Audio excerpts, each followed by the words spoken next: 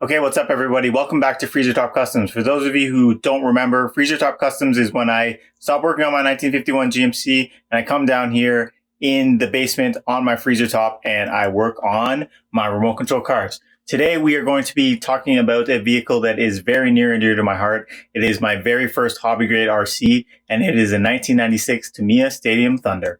So I got this car in probably 97 or 98. And it was the very first hobby grade RC I ever got. Before that, I had a lot of Tyco stuff, Radio Shack, Nico, all that stuff, New Bright. I had a ton of it and I broke a lot of it. And my dad finally said, okay, look, I'm going to get you this car. You can keep it, you can repair it, you can build it, but you have to take good care of it. And while I can't say that I've taken good care of it, I've definitely kept it over the years.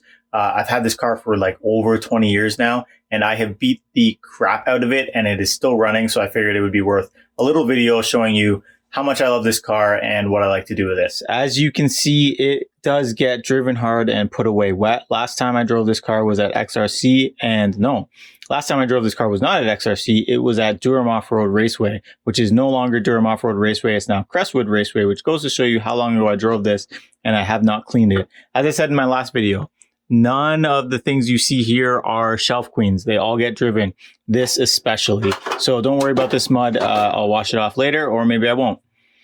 So there goes the body. So looking at this car, it is fairly original, but I have made some changes to make it a little bit more livable. First of all, I did get another chassis recently. It is a Blitzer, not a Thunder. Blitzer Beetle, the Stadium Blitzer and the Stadium Thunder all share the same chassis, so I'm able to swap parts off. So I might as well start there with just what I have off the Blitzer so far. These are Blitzer wheels, rear wheels. They obviously don't match these front ones. I've got some Schumacher mini pins that I throw on the rear of it when I do want to drive it indoors. Everyone kind of gets a kick when I bring this thing out, so I'm going to keep doing it and I keep having a lot of fun. Modifications, I've added the Ampro chassis braces, both top and bottom. So this is 3D printed. It's pretty solid, actually. I don't have any sort of gripes with this one at all. It does its job pretty well, which is to reinforce up here so that there isn't really breaking when this lands, because this thing does land pretty hard. And if you flip it over, I've got this lower brace as well. I like the upper brace a lot. The lower brace is also pretty good, but it does reduce the ground clearance, and I do hit it a lot. You can see that I've actually hit it here. It's not cracked yet, but I wouldn't be surprised if this does eventually crack. But this bracing really helps reinforce it here so that this doesn't crack, which is a common failure point. I had to replace this once. I don't really want to do it again. I've also had to replace the bumper a couple times because it does get thrashed. While I have this upside down, I will also show you a modification that's pretty common is you flip these knuckles around so that when the car does this, you don't get as much toe out as they do when they come from Tamiya.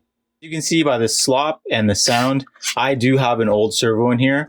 With a lot of these old cars that I have, I want the old driving experience. If I want to drive something modern, this row is all my modern stuff, and I can definitely drive something modern. But for these old ones, I like the experience and throwback. I do have a couple of different changes in them. The Hornet does run an AM radio.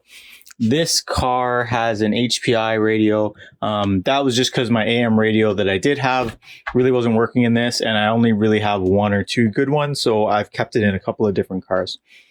Battery wise, you got your classics with the Tamiya plugs. No LiPo in this car. Again, if I want LiPo, I'll drive one of those. Motor wise, I do have a Titan 12T in here. I had a spare one, and the vintage motor that I did have in there, I didn't think it was working so well, so I put this in, but then I realized that really it's just the limitations of sort of the battery, the gearing. This is never going to be a speed demon, so I should probably just chill with that. Anyway, I'll keep the Traxxas motor in there for now. This is the original body. It is beat to heck. As you can see, there's a crack there. There's a big split right here. You can see my finger popping through.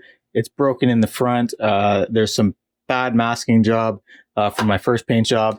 Newsflash, I didn't get much better. This is a little bit better, but it is not perfect. Other than that, this is pretty much all you've got. Pretty stock, pretty fun. I am going to get this out on the backyard track and blast it around a little bit and get some video for you. This isn't anything fancy, but I have kept this car for so long that it does hold a special place in my heart, and I do still love to drive it, which I'm going to show you in some video.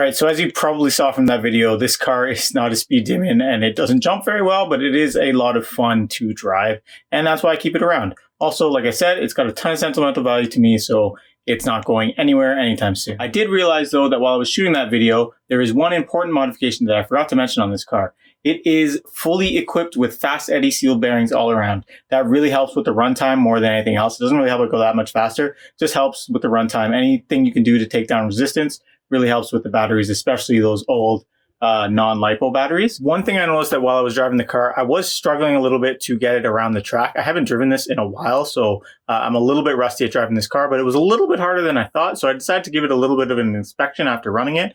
And I realized that this screw right here is almost completely backed out, which means that this A-arm was kind of doing whatever it wanted to, whenever it wanted to, which explains why it was a little bit tough for me to drive this vehicle today. No huge worries with that screw being loose. It's not going to take me very long to tighten it, and I might as well do another bolt check just while I have the tools out. So I'm going to go ahead and do that, and I'm going to cut to the outro. So that's the end of this week's Freezer Talk Customs video. Hopefully you enjoyed looking at my very first RC car and seeing a little bit of my backyard RC track. I am going to be making some changes to that RC track to make it even better. So do stay tuned for that. And if you like what you see here, give me a like and a comment. And let me know if you want to see any more remote control car content. I'm going to try to do these remote control car videos once a month. And then I am going to work on my truck for the rest of the 3 weeks in that month if I do hit 4 weeks of video every month. So that should allow me to sort of trickle out the RC car content as things go. If they do pick up in popularity, then maybe I'll start hustling a little bit more and get these RC videos out a bit faster. But if there is anything you want to see, a particular car back there you want to know a little bit more about, just let me know. I love talking about these things. I haven't really shared a lot of my RC car passion with anybody yet. So I'm really down to do a little bit more. So hopefully you like this, and we'll catch you in the next video. Thanks again.